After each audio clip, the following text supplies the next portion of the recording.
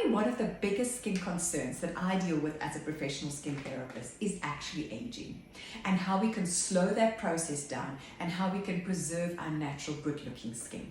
Now, living in a sunny country like South Africa, we mostly classify aging as photoaging, and the classification of photoaging really just shows that we are aged prematurely by our sun. And a typical sign of photoaging is the skin looks quite leathery when you look at the appearance, but there's also uneven skin pigment, or what we call mottled pigmentation. Now, basically what happens is going out in the sun without protection will actually speed up the aging process. Now, today I want to focus on two things happening in the skin, and I really want to look at the structure of the skin. So we have what we call the epidermis, which is the layer that you and I can see, and then we have the dermis, which in my view is the true living vital part of the skin. There's capillary networks, there's lots of active cells, there's cell growth, but the actual epidermis also has a very important function, and there's also still living things happening there. So the biggest thing when you're looking at an aging skin is that a young skin has a thinner epidermis, which gives that skin that glow, that radiance, and a very nice high cell turnover. Whereas the dermis as such is also beautiful and full. It's really got a lot of collagen, elastin, and glycoaminoglycans, which is a little bit like jelly.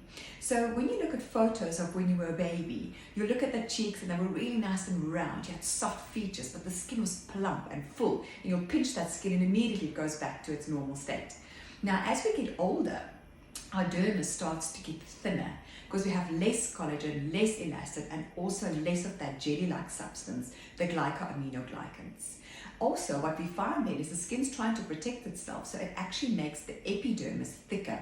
Therefore, an older skin looks very dull and lifeless. But yet when you bump that skin, it breaks very easily, or it bruises very easily. So ultimately what we want to do is make sure that we keep your scaffolding in place in your dermis, and we keep the epidermis cell renewal really at a good rate, keeping the skin looking young and radiant. So ultimately we want to do any type of treatment that gets rid of the dead superficial cells, get active ingredients to penetrate the skin, activate that cell-to-cell communication, and therefore actually get the dermis to really, at the end of the day, get thicker and work and function at a better level. Now, that can often be done with your more invasive type of chemical peels, but also with your microneedling type of treatment. But not to say that even some of the active products like a serum that you apply on your epidermis, they will actually work and communicate with some cells that will send messages down to the actual dermis and therefore stimulate and making that dermis looking healthy.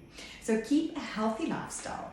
Keep this, any type of thing that you can do to keep this dermis nice and thick, and therefore you'll slow down the aging process. But we will talk about many other things that we also do, but just focusing on the structure today of the skin and keeping this beautiful, true living skin of yours nice and healthy.